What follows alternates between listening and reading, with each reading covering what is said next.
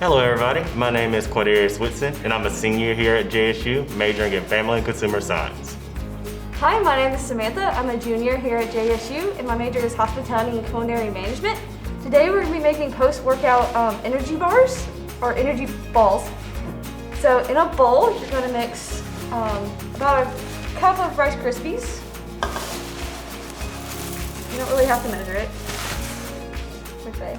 And then about a cup of oatmeals, or oats. And you're gonna do about 1 scoop of peanut butter.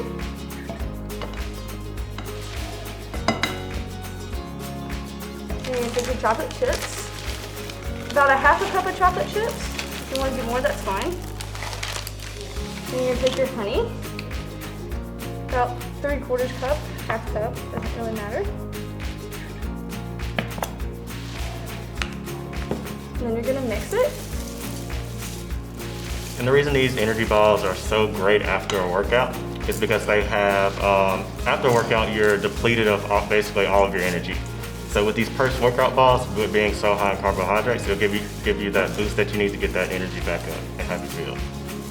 Okay, then after you're done mixing, you can you roll them into balls.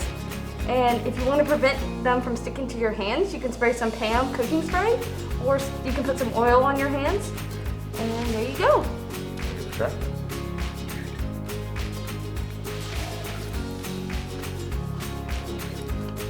For more recipes like this, please check out #JSUFCS.